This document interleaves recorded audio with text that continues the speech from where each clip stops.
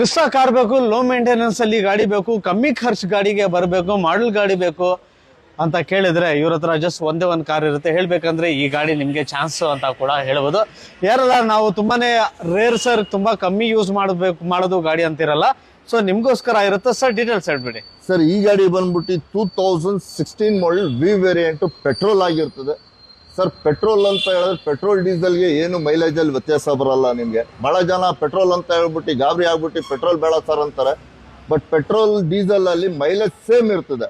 Casting ಅಲ್ಲಿ ನೀವು ನೋಡೋದು ಹೋದ್ರೆ 10 ರೂಪಾಯಿ ವ್ಯತ್ಯಾಸ ಇದೆ ಡೀಸೆಲ್ ಪೆಟ್ರೋಲ್ಗೆ. ಹಾಗಾಗಿ ಬರೀ 70,000 ಕಿಲೋಮೀಟರ್ ಮಾತ್ರ ಓಡಿದೆ ಈ ಗಾಡಿ.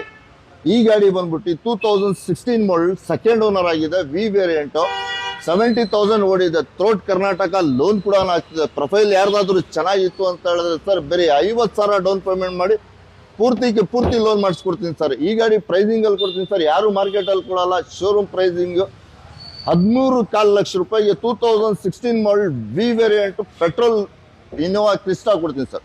ಎರ್ಟಿಗಾ ಕಾರ್ ಬೇಕು ನಮ್ಗೆ, ಒಂದು ಡೀಸೆಲ್ ಗಾಡಿನೇ ಬೇಕು ಸರ್, ಯಾಕಂದ್ರೆ ನಮ್ಮ ಮನೇಲಿ ಜನ ಜಾಸ್ತಿ ಅಂತ ಕೇಳ್ತಿರಲ್ಲ.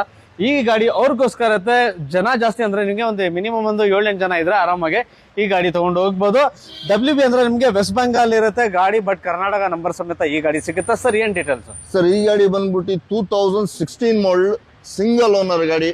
ಗಾಡಿ ಓಡಿರೋದು ಬರೀ 74,000 kilometre with showroom service history ಸಮೇತ ಇದೆ.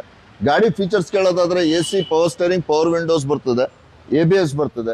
ಆಮೇಲೆ ಈ ಗಾಡಿನಲ್ಲಿ ನೀವು ಮೈಲೇಜ್ ಕೇಳೋದಾದ್ರೆ ದೊಡ್ಡ ಗಾಡಿ 7 ಸೀಟರ್ ಗಾಡಿ ನಿಮ್ಗೆ 18ರಿಂದ 20 ಗಂಟೆ ಹೈವೇನಲ್ಲಿ ಬರ್ತದೆ.